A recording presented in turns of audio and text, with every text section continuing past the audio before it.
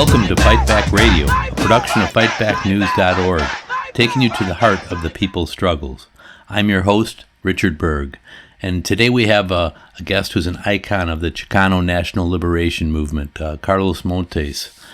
Carlos was the main spokesperson, or one of the spokespersons, for the Brown Berets in its early days. He was the Minister of Information, but led walkouts in Los Angeles back in the late 60s, and was, you'll hear his story here. I'm not going to do a long introduction because he actually was at the heart of the Chicano National Movement for most of his life. And so as he tells the story of whether it's the Chicano Moratorium or the more recent mega marches, all these things, he was at the center of all of them. So you'll hear about his life as well as the Chicano National Movement, which are so deeply intertwined.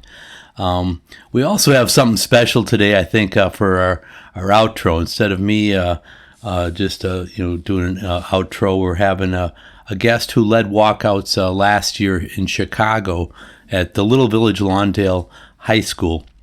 And Angel Naranjo is a new activist and a senior in high school this year, and is a leader of an organization called Little Village Lawndale Fight Back, and also a member of the Freedom Road Socialist Organization. And so I think those things you'll find interesting. If you like this episode, please share it with your friends. Promote it on social media. If you want to reach us, you can, or me, you can reach us at richard.fightbackradio@gmail.com. So I'm not going to make a long introduction. I think we have a good episode. So here is Carlos Montes. Okay, so welcome, Carlos Montes. It's great to have you on Fight Back Radio.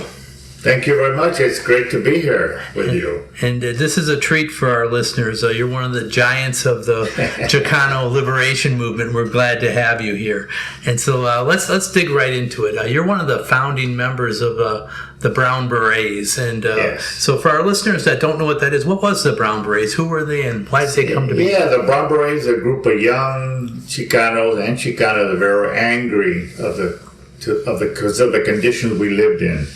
And we decided to organize the Brown Berets, brown and proud, and we're going to march and take action against police killings, for education, against the Viet Nam War. So, we got together and we started wearing the brown beret. We got brown beret, like I said, because it's brown, to promote brown pride, cultural awareness, and, to learn about our history. Okay, and so and through doing that, it seems like you were, mostly young people, maybe a little more militant, and in a break from some of the past Chicano leaders, maybe. No, that's true. That's true. We were making a break in several ways. We said we're going to need to take direct action. We need to protest. We need to organize. And we didn't advocate violence, but we advocated self-defense. The other way we broke is that we were saying we want self-determination. We don't want assimilation, we don't want acculturation, we want self-determination.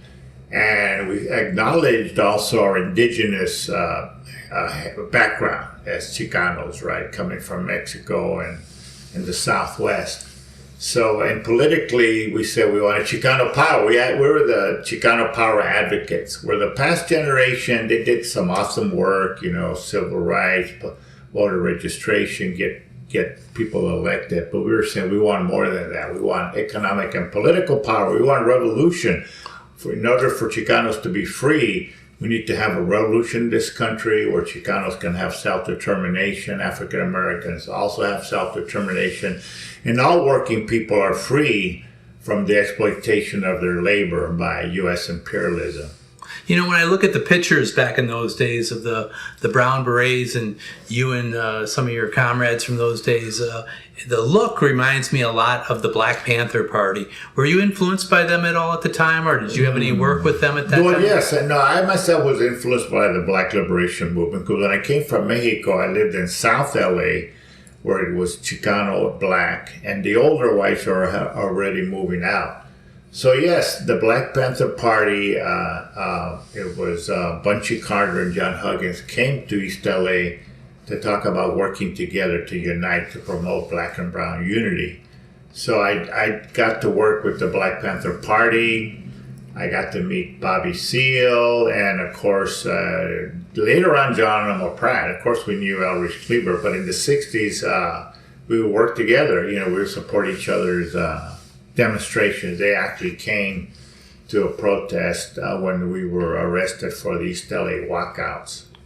Well, why don't we talk a little bit about the walkouts? This is made famous by a HBO movie, and right. I saw you were portrayed in. In fact, if I'm right, I think you had a short role at the end playing the father of you or something like that. But yeah, right. The parents come in and help the students at the very end. We were walking, right? Yeah. But what was that about? So why were people walking out? What was? Yeah. Well, like I said, the Brown Berets were part of the emerging Chicano movement of the late '60s.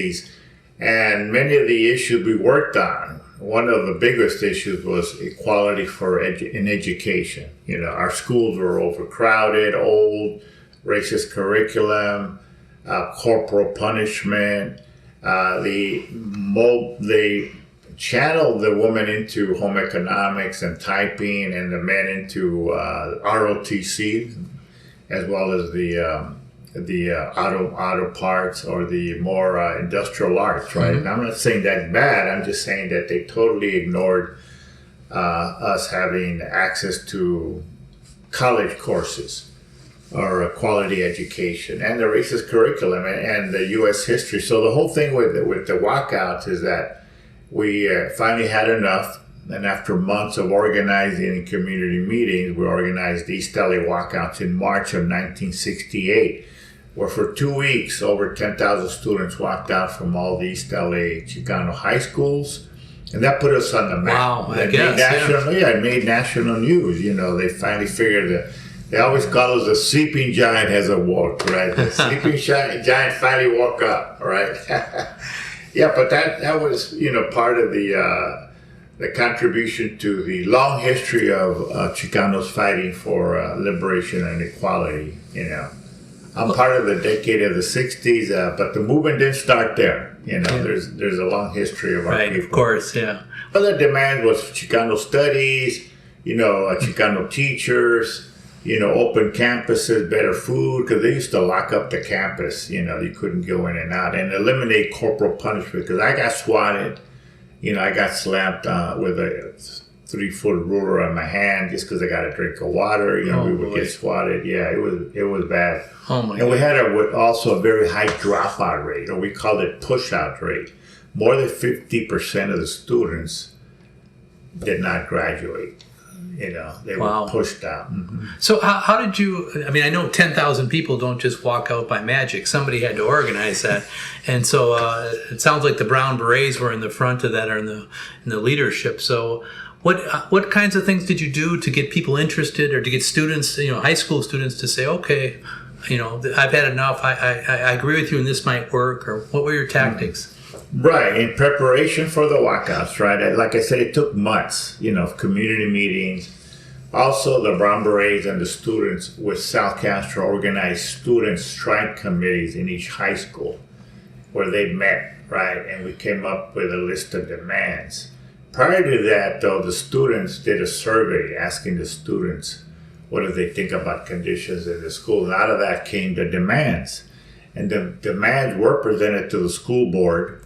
And of course, the school board said, we'll get back to you, we'll study it. And I want to point out that one of my first political activities was getting a Dr. Julian Nava elected to the school board, even before I joined the Brown Berets. I did some voter education, voter turnout, right? So we had one Chicano on the school board. So the Brown Berets, what we also did, we went around talking, agitating, passing out flyers, saying. Did he stick with you, the one guy you had, or did he sell? What? Did he stick with you through this, or did he sell you out?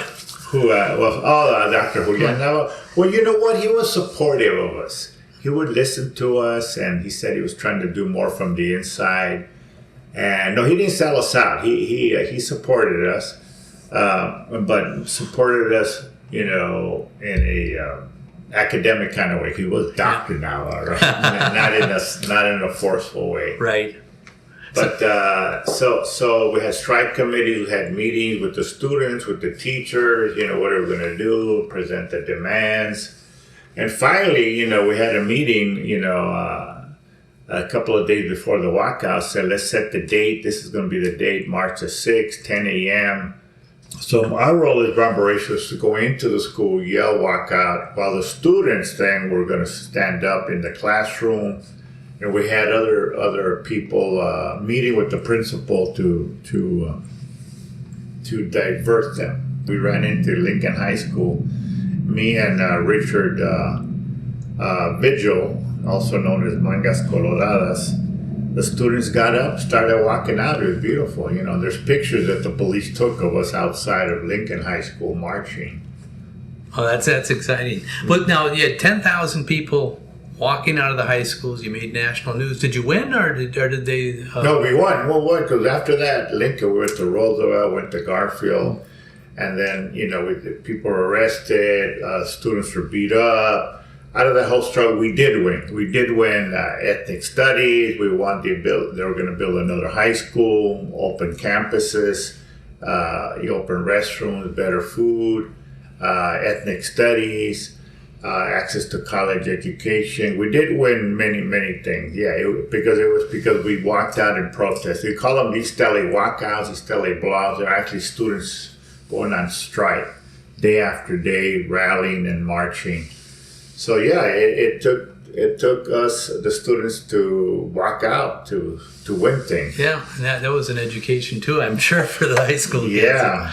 Well, let me ask you. There was repression though after this too. Am I right that the East LA 13 that's related to the walkouts? Could you talk a little bit about that? Yes, absolutely. What happened is that the district attorney convened a secret grand jury and gave testimony from police and alleged witnesses, and came up with the charges that we were disrupting the peace, disrupting the schools, but we conspired to do it, which makes it a felony. So we were arrested for conspiracy to disrupt the schools, disrupt the peace, which normally would have been a misdemeanor, right? So it was a secret grand jury. So they came out with the indictment.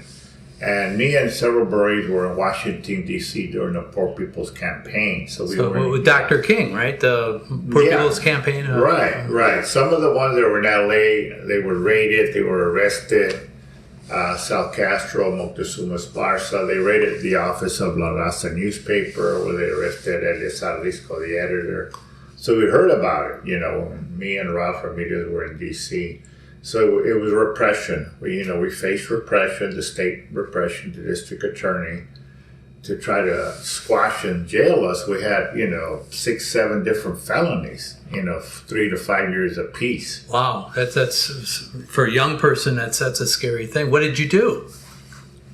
Well, we fought back. I was in D.C. at the time. When we got back, we were arrested. We bailed out. We organized a campaign. Free the East LA 13, Los 13, So we did a campaign. We had a lawyer, Oscar Zeta Costa, a team of lawyers. We raised money. We had protests and rallies. And the lawyers, though, they challenged the constitutionality of the indictment, saying that we were basically freedom of assembly, freedom of speech, that we had the right to protest. And eventually that case was thrown out, and all the charges were dropped.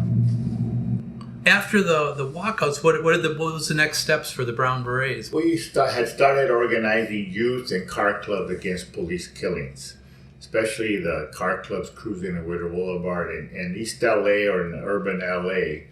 And I grew up getting harassed and stopped by the cops, stopping you, searching your car for no valid reason other than maybe they said that the license plate light broke off, Oh my gosh! Oh yes.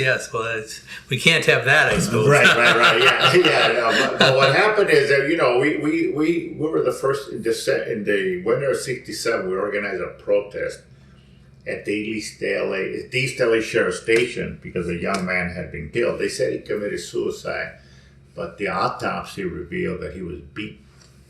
So we did a protest there, and this is even before the walkouts, by the way. So we had worked on organizing car clubs, the gangs, the youth, saying, know your rights. You know, they can't harass you, they can't stop you, know your rights, file a complaint, fight back. And we fought against police brutality, right? And the other thing we started doing is educating ourselves about promoting unity with blacks. You know, we were invited by the Southern Christian Leadership Conference to go to Washington, D.C. to join the Poor People's Campaign.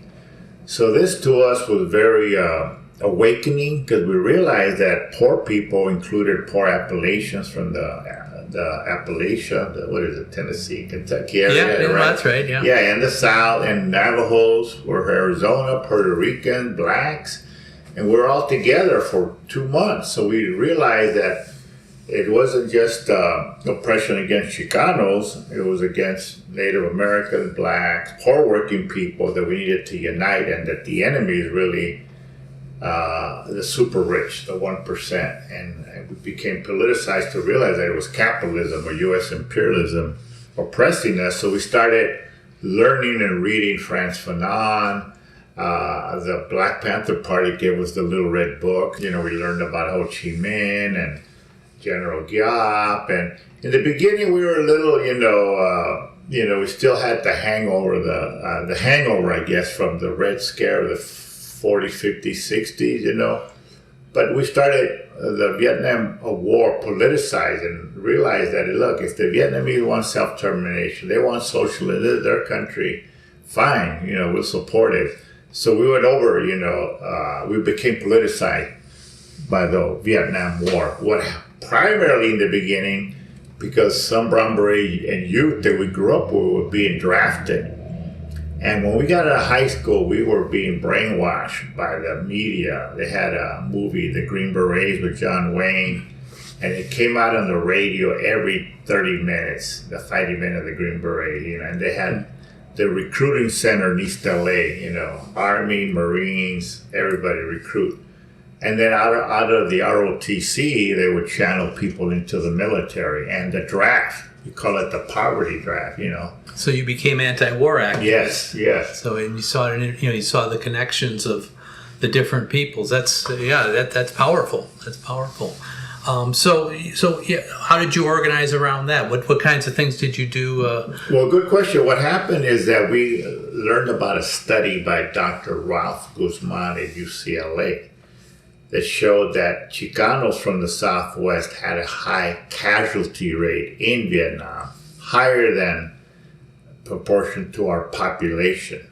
I forget the exact numbers, but so we said, wow, that really got us mad and pissed off. One of the guys that I knew, Ismael Valdez, was a Yell King at Garfield High School. He was killed in Vietnam. And I knew him. He was a real nice guy, and I was surprised that he got drafted. I was thinking, why did he join? He probably just got drafted, right? And then some of the guys that went to Hollenbeck Middle School and partially Roosevelt, the State Street boys, they were really good athletes at football, right? And they joined the Marines in the buddy system. And the buddy system says if you join and your buddy joins, we'll put you in the same unit. And 4 of them did.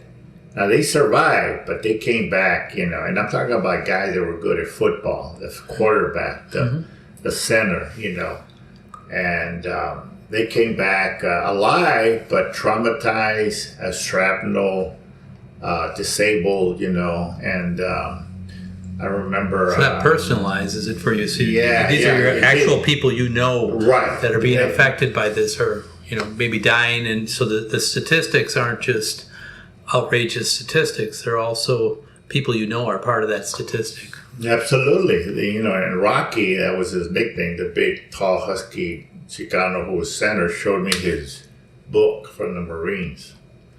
A big old beautiful white bound book, and he opened it up and it showed all the atrocities he was involved in and what they did. That to me shocked me, Yeah. But I could tell that he was traumatized, and then the other guy, Andy, has shrapnel. And I would see him at restaurants in Bull Heights, and I talked to them, and they were kind of didn't want to talk about it, but they would tell me about their injuries, Well, anyway, Rocky, eventually we tried to get him into college. He eventually died of an overdose of heroin.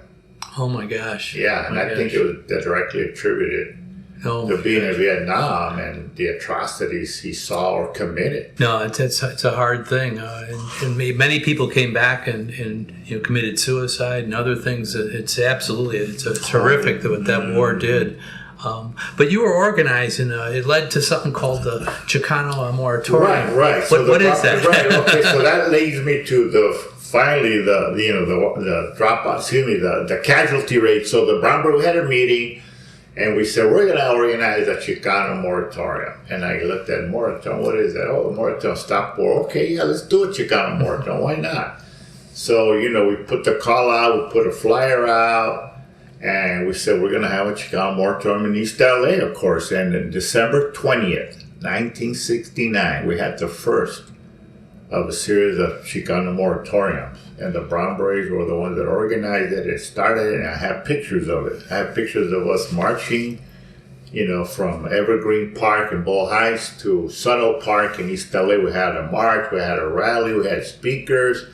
And we said, stop the war in Vietnam, and we highlighted the high casualty rate. We started saying it was racist, oppression, the poverty draft, targeting Chicanos and blacks. And it was successful, and out of that, we organized another one in the March of 70, and then the big one, August 29, 1970, where over 30,000 Chicanos marched down East LA, denouncing the war in Vietnam, and marched to Laguna Park, and it was brutally attacked by the combined forces of the LAPD, the sheriffs, in coordination with the FBI.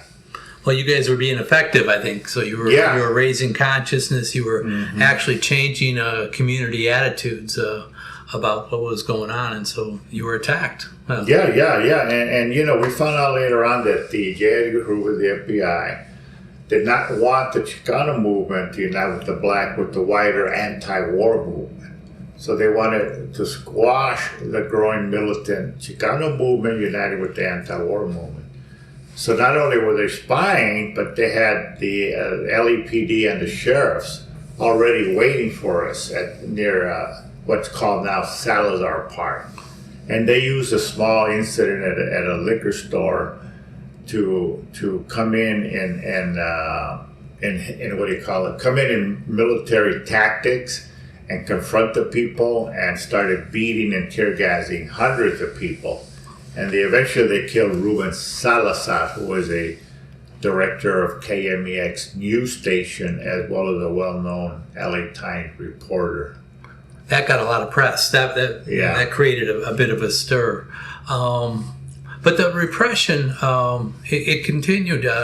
Tell me a little bit. I'm going to move on to the Biltmore 6. What's that? Now, that was, you guys had been, again, being effective, I think. And but that was another case where, because you were effective, they came after you, I think. Yes, you're right. Okay, before the moratorium, because the moratorium was December 69, in the spring of 69, unfortunately, Ronald Reagan had gotten elected to the governor of California.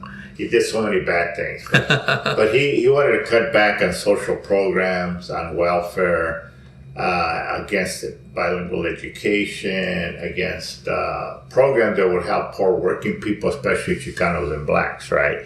And then all of a sudden, the superintendent of education, who was part of his group, a Republican, Max Rafferty, organized what they called the New Horizons Conference, Nuevas Vistas Conference on Education for Mexican Americans, right? Which to us was a slap in the face. It was an insult, because they were doing everything they could to stop bilingual education and ethnic studies, right? So for them to hold this conference, we decided to do a protest, And when I say we, I'm talking about Brown Berets and the student groups at East LA College called La Vida Nueva.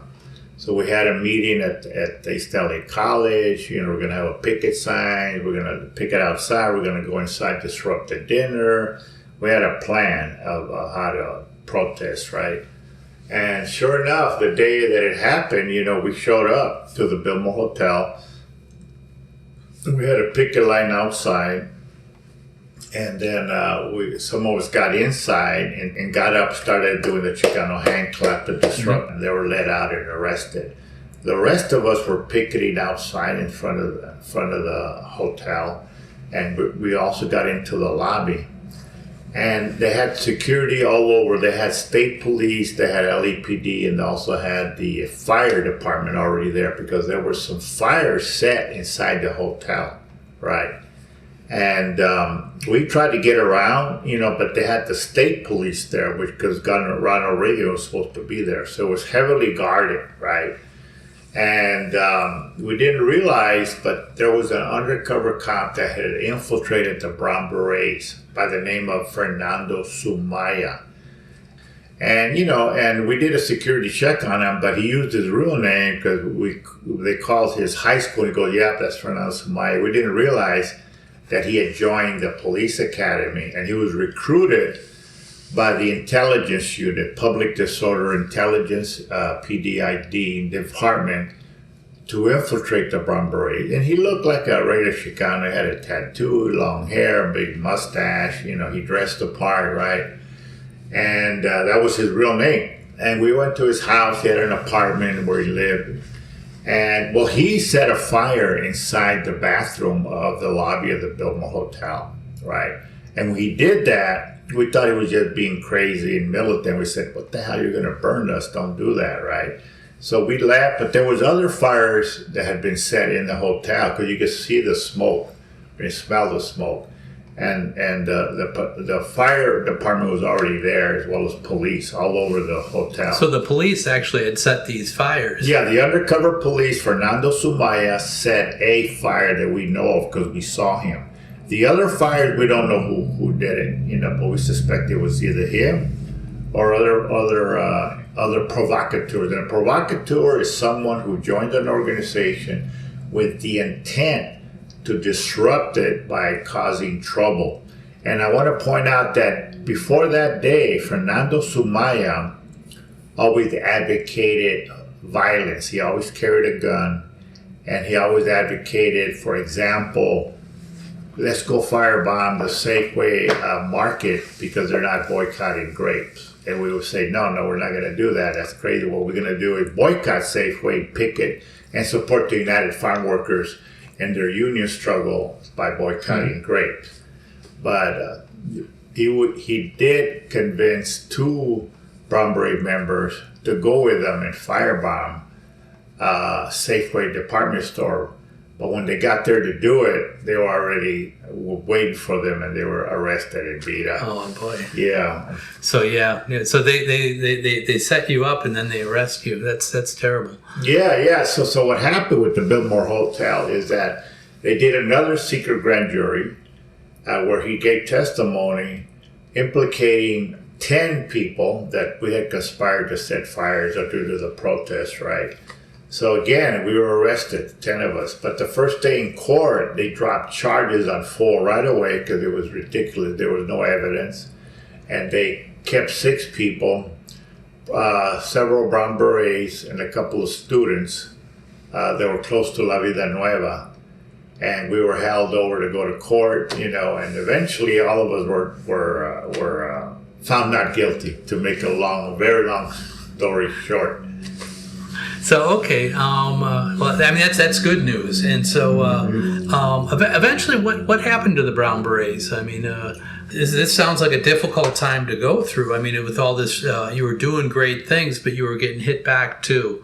And so we're getting a lot of repression. I myself, being the Minister of Information, that I would have to speak at the rallies, was arrested and assaulted by the LEPD on the streets of Lincoln Heights. And arrested. And when I was inside the county jail, I was assaulted by the sheriff inside, right?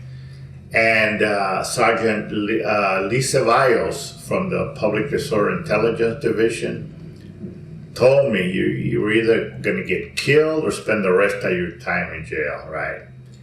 And one time when we went to court for the Biltmore case, I was inside in the courtroom, right? I was sitting in the courtroom, and the other sergeant, Armas, Abel Armas, sat next to me and opened up his coat and put his hand on his gun and looked at me. He was in the courtroom, right? Oh my gosh! Now this was because Hernando Sumaya was testifying, right? So maybe they're saying, "Okay, we're here to protect them." I go, "Oh my God," Because by that time, Fernando Sumaya testified at a grand jury and said that we had caused these fires, right? And he was testifying against us at a preliminary hearing.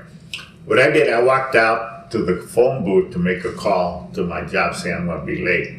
He followed me out there, and while I was making the call, he and another deputy busted the door to the phone booth, the wooden phone booth. Oh my gosh. And pulled me out and attempted to arrest me. Well, they did arrest me, but then the Brown Beret women were there, Gloria Llanes, Lorena Escalante, and started yelling and trying to protect me, so they arrested Lorraine. So I got arrested in a courtroom lobby just because I was in a phone booth calling my employer. Oh my gosh. Yeah. Oh my And, they pulled my briefcase and looked into it. They arrested me. So they arrested me for resisting arrest. So that's an example of what I was living through. I was going to court, on false charges. I was being arrested. I was being harassed. And I felt threatened for my life. So I went underground. I left the country. I went to Mexico. Wow. So I'm gonna have to invite you back because you have a rich history of it. And before this episode's over, I do want to talk a little bit about more current things. But I want to hear about life in Mexico, and obviously you're back here now. And the mega marches and some other so much that you've been involved in. So this is a ticket for you to come back to Fight Back Radio. Thank you. But let's talk a little bit. Right now you're working with the Centro CSO, or the Community Service Organization. Mm-hmm. Can you tell us a little bit about your work there and what's going on in Los Angeles and with the CSO? Yeah. Centro CSO Community Service Organization is a Chicano grassroots militant democratic organization fighting against police killings of Chicanos and blacks, fighting for public education against privatization, fighting for immigrant rights, demanding legalization for all, right? And also putting on events like May Day in Ball Heights every year, and also the Chicano Moratorium to create history and awareness against wars.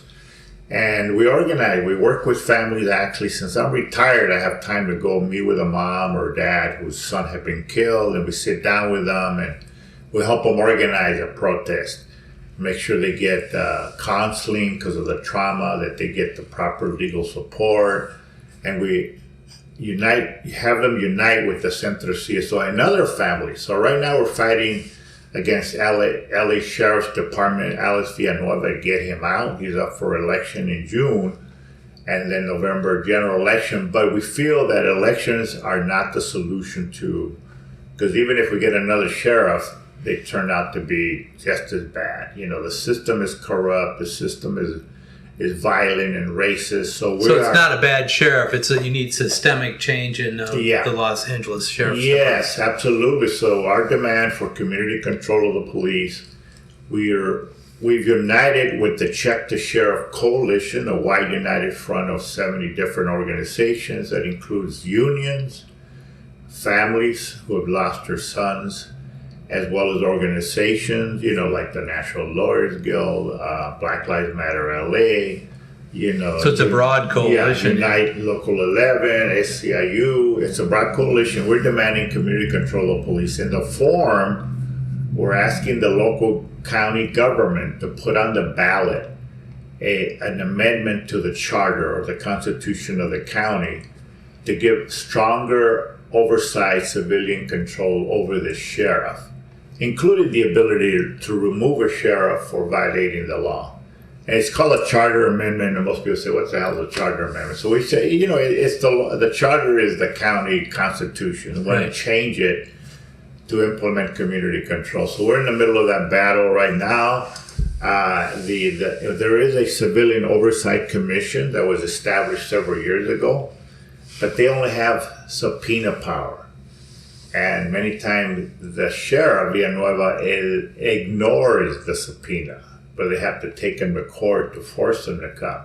So they don't have a lot of power over the sheriffs, right? So that's why this charter amendment would make the Civilian Oversight Commission a permanent part of the government of the county, because right now it's only temporary, and give them more oversight power, including more power to the Board of Supervisors over the sheriff, including the ability to remove the sheriff for a violation of the law. So we're going to have that on the ballot in November of this year, 2022, and we're going to do a campaign to get the vote out. But we're also saying, that the deputy gangs that exist within the county sheriffs, I don't know how it is in other cities. What are deputy gangs? They're actual gangs of sheriffs that have their own initiation process. They have tattoos, they have their code of conduct. And to join into a gang, like the East LA Sheriff Station has those banditos, right? And their logo and their tattoo is a sombrero guy with a big mustache with two guns, crossed over. And to join them, you have to have more arrests, be more physical, break bone, beat people up, and kill civilians. That's how you're initiated into this gang. It's a real gang, and they're brutal. They're assassins, and they unite within the station to run the station and to bully and harass other deputies that don't go along with it. And they've actually beat up and attacked other deputies that don't go along with this brutality. And there's other gangs in other stations. In the Compton station, as well as South LA station, you have the Executioners, the Grim Reapers. These are actual gangs that commit illegal acts that violate the law, that break bones, false arrest, and kill people. And they primarily kill blacks and Latinos. So part of this check the sheriff, community control, is we're demanding that the disbandment, the band these gangs. The other day we were saying eradicate, obliterate them, arrest them, do away with them, because Sheriff Villanueva refuses to do that. He says they're just cliques, they're social clubs, and I have from two reliable independent sources that he joined the Banditos gang when he was working at the East LA Sheriff Station in the early 90s. Oh my gosh. Yeah, and at his inauguration, he was sworn in as sheriff. He had a ceremony. Who did he have sit in the front row? Oh, the Banditos. Sheriffs from the East LA Sheriff Station. Oh my gosh. Oh boy. Yeah, so this guy's rogue. He's literally rogue. He attacks the Board of Supervisors. He attacked Hilda Solis, one of our board members, calls her La Loca, called her La Malinche. Yeah. Yeah, no, crazy. he's totally undemocratic. He's kind of, somebody calls him the Trump of LA. yeah, because he wants more money for more police, more jails versus. No, we got some work to do there. Yeah, we sure do. So we're part of this coalition, Centro CSO. I want to turn a little bit to some of the other things you said Central CSO is doing. Yes. No, that's good. This is good stuff. Forgot all about it. No, but I want to hear about public education. I'm working with the Chicago Teachers Union, so I have an interest in that as well. Yeah. So, but yes. So, what kind of things are you doing with public education, and how does that look? Yeah. Well, Centro CSO. A lot of our members are parents with children in the schools and teachers, right?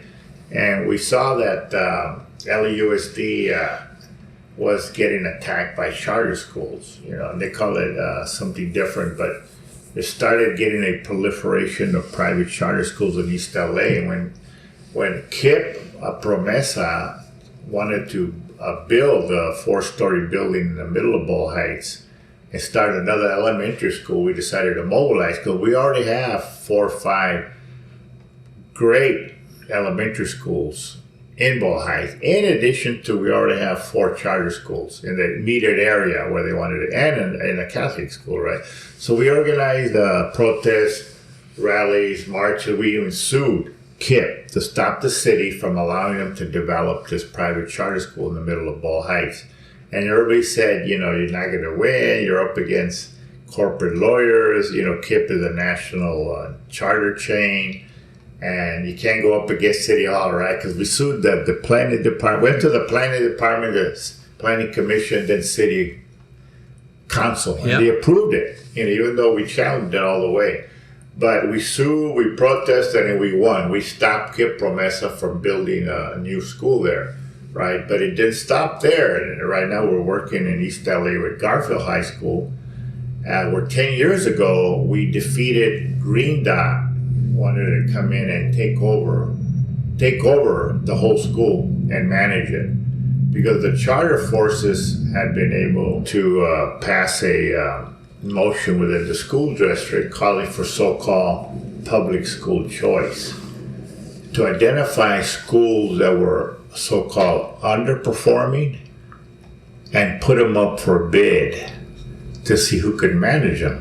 Right, so Garfield High School 10 years ago was on the list, and Green Dot said we'll submit a proposal, we'll take it over, we'll manage it, and we fought. We did a march and a rally, and then we said, you know what? We will unite with the teachers union, the parents, and administration, and write our own proposal to stay locally managed and public LAUSD versus to let it go outside to a Green Dot charter school. And we won. That was Garfield High School. And Garfield's been doing great, high graduation rate, many good programs, engineering, music, sports, right? And what's happened now is that they come up with this fancy Endovate Esperanza High School that is already co-located at a small high school. They bought an empty parking lot in East LA, and they want to build a new high school with 16 classrooms and a block away from Garfield High School, right? So, so we're opposing that right now. We have a lawyer, we've done a press conference and a rally at the site, we've marched from Garfield High School saying we don't want a new high school a block away, especially a charter high school, because what they'll do, they'll take students from Garfield and all over East LA, and with students, it goes, the funding that goes with the student average daily attendance, and that would hurt the funding for Garfield High School that is doing great. Not only that, it's non-union. The Esperanza Endovate is a non-union charter school, right? So we're opposing that right now. So, and then a few weeks ago, we stopped a co-location threat by another KIPP at a Sheridan Elementary School. So we're saying that, and people say, why do you do this? Because this is an attack on the democratic right to a public education, where the teachers are trained, are certified, and the parents have power and input when they go there. It's the Republican capitalist approach to attack a public Democrats education. too. I mean, in Chicago where I live, Rahm Emanuel was, and it was a main, Arnie Duncan. These are people who were main proliferators of charter schools. Wow. And so, okay. But you're right in the sense. Like I said, I'm from the Chicago Teachers Union, so I know a little, and I work with the charter schools. Mm-hmm. But it's union busting usually, and it's a neoliberal plan to not have any kind of accountability. Mm-hmm. It's like these private boards. Many times the board members live in the suburbs. They don't live in the communities where the schools are. They're wealthy. They may be taking big salaries or trying to draw profits, and they want less government. They want the private sector to run everything, right? To line their pockets. And we're up against the big super rich in LA who keep promoting. There was a secret plan that Eli Broad, one of the richest men in LA, had to privatize more than 50% of the schools at the university, and it came out, right? Yep. So the parents, the teacher, we work with the Teachers Union, United Teachers of LA. They're strong. We're an ally of the UTLA. When they walked out on strike. It's a good local there. Yeah, it's a good local. They were on strike a couple of years ago. We walked the picket line with them, went to all the rallies, Centro CSO in solidarity with United Teachers of LA. We have actually in Chicago. I don't want to take over your interview. No, go for it. But we've had in our union contract with the Board of Ed that there won't be any charter growth for the life of the so that you got that in your yes. So they can open a new one, but then an old one has to close, and so that kind of thing. So it won't be a growth. Mm-hmm. I like that. And so and even we have the charter school teachers that we represent. Played a role nationally in getting our national union, the American Federation of Teachers, to pass a resolution that said we're opposed to charter expansion. And the reason the charter schools wanted that is even the ones where you have a charter school that exists, they don't want you to pull resources away from the existing charter school either. And many of our members of Centro CSO are teachers and are in UTLA. And they're part of the Human Rights Committee. And they've been able to have UTLA endorse the Chicano Moratorium. That's good. Yeah, and also endorse the fight against the sheriff, the charter amendment fight. They've endorsed that. And when I say they have the House of Representatives, where there's several hundred teachers there every month, and they vote in a dialogue and debate. And I'm trying to remember what else they endorsed. Yeah, and the fight against the charter schools. Oh, that's good. So it's an ongoing fight, and that's actually really built Centro CSO. We got so big, we had to do committees, education committee, police brutality committee, and they get full. What I mean is they've grown a lot. We have teachers there. It's good work you're doing. We've grown a lot. We've outgrown that. We need to, Well, let me move to your other area of work that you mentioned, which is the immigrant rights work. Can you talk a little bit about that? What your demands are there, and your goals, and how you organize immigrant rights work? Yeah, our demand is legalization for all. Stop the deportations, right? And it's an ongoing demand that we've taken on May Day marches every year. We have May Day in Bull Heights. That's our main demand. And I've been doing immigrant rights organizing for many years. My family's from Mexico. My father was a young man, was deported several times when he came to LA to work, right? I lived in Ciudad Juarez, Mexico for the first 6-7 years of my life, right? And I was born in El Paso, Texas, so they said, they labeled me an anchor baby. Yeah. But in the 2005, the Sensenbrenner was able to get a bill through Congress, forget the exact number, but they call it the Sensenbrenner bill. Yep, sure, I remember this. Remember that? Which would have criminalized being undocumented in the United States, right? And it was able to go to Congress. So we had a meeting in early 2006 with many immigrant rights activists, and we said, let's have a march. Let's have a protest on March the 10th. And then the Chicago people came back to Chicago, organized, but the LA people, we said, wait a minute, that's too early. Let's do March 25th. But what happened in Chicago on March the 10th, it was like 500,000 people. It was big. You were there, right? Yes, it was huge. Yeah, it was huge. It was huge, yeah. It was the biggest march I've ever been in, I think. And it was just for one city. It wasn't a national march. I mean, it was incredible. It was, and it changed things too. But so we heard about it. I got calls from, I don't know if you called me, Richard, but I think Joe. Sure, Joe Osbaker from SCIU. He was so excited. We got thousands of. I said, okay. I heard about it. So now we got to do double, being LA, right? So sure enough, March 25th, with the help of all the organizations, the unions, and also the DJs, Spanish-speaking talk show or DJs, announced it. So March 25th, I remember showing up at 8 o'clock in the morning downtown. Well, I thought it was early, and it was already full. The street was full from north to south. Incredible. Yeah. Incredible. And it was a massive, we had to take a different street to go up to City Hall because Broadway was already, you couldn't move.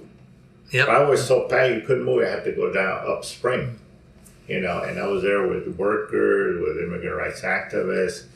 And that was the kickoff of what they called the mega marches of the 2006. So then for May 1, we said, let's do it again. Yep. And again, International Workers' Day. Our International Work. How was it in Chicago, May Day? Were you guys it was huge. It was bigger than the March one. Oh, was it really? Yes, it was huge. God. And it was big. And the labor unions came out in much bigger numbers.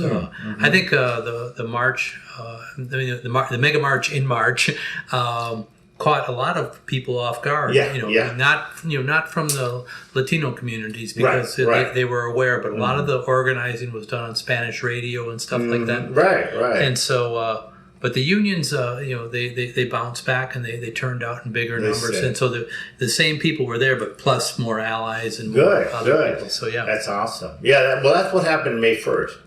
But what happened, the movement is so big in LA that we had 2 May Day marches in 2006. We had the more grassroots, independent, militant one in the morning downtown, March to City Hall. And then the unions had another one on more mid-Wilshire, going from kind of like MacArthur Park to mid-Wilshire, and that was another mega. And I went to both because I happened to be working at SCIU County Worker Union, and the president, Black Panameño guy, Alejandro Stevens, said we got to support it, we got to go all out. So we did, So 2 mega marches on May 1st, 2006.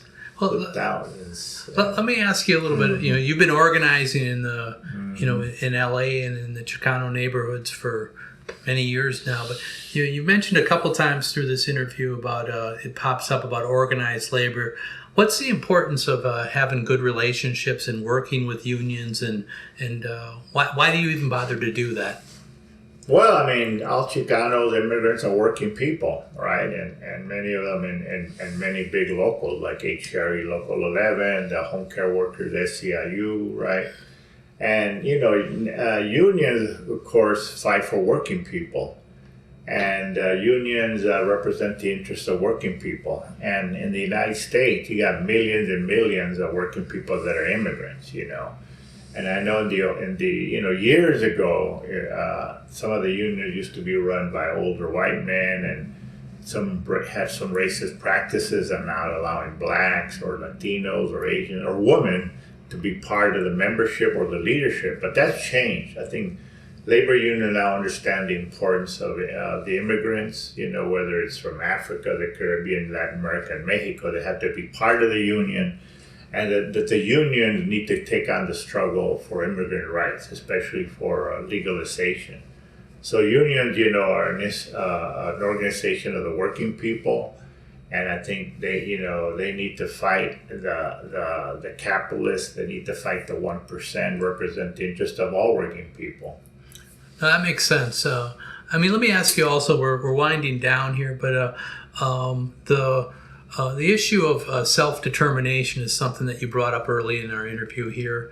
And can you talk a little bit about what that is and why that's important? It seems like a lot of what differentiates some of the work you've done in the Chicano community from, maybe more conservative is that this idea of power. And I was hoping you could talk about that a little bit. No, absolutely. It's a political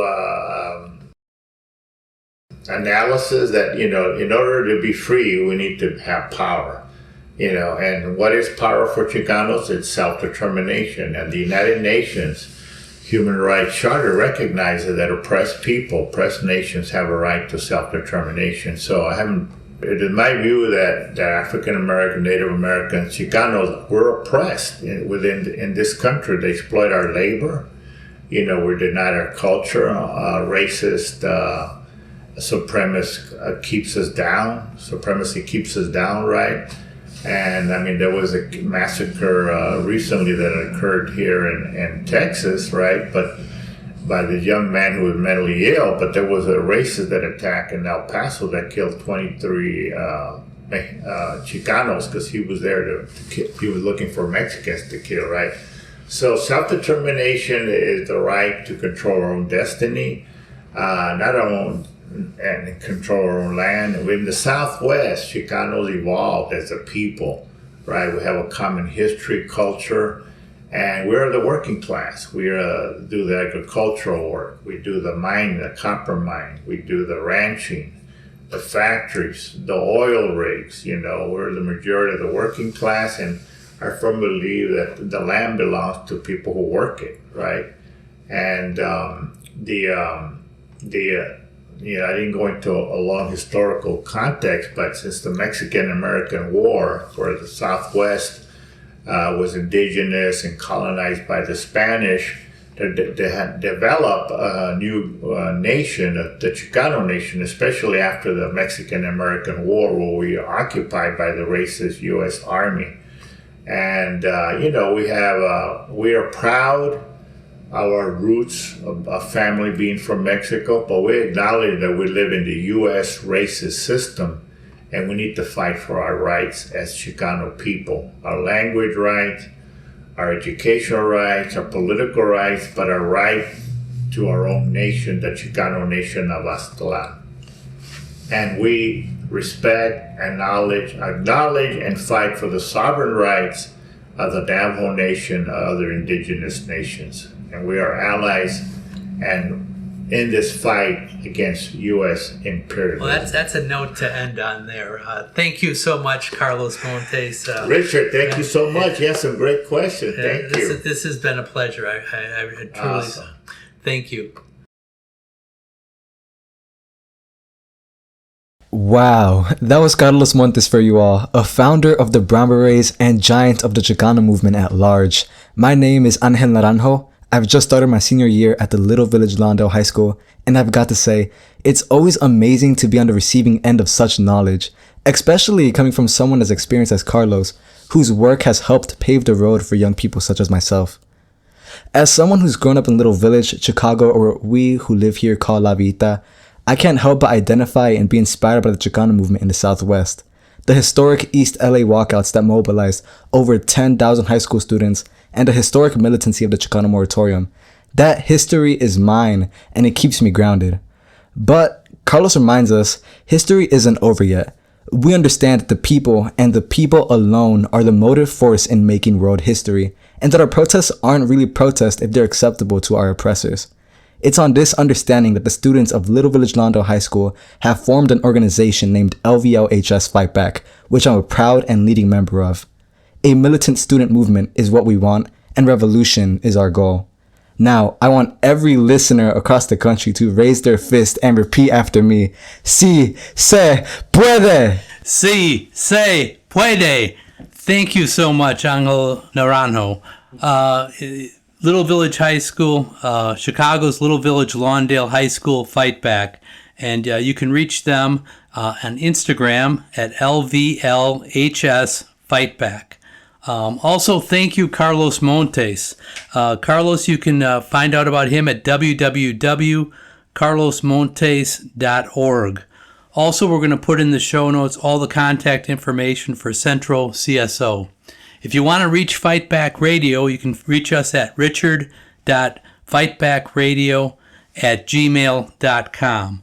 Also, I want to thank our production team of Vince Olson, Shane Tremley, and Dodd McLaughlin. So thank you all. So for the entire Fight Back Radio team, I'm Richard Berg saying until next time, all power to the people.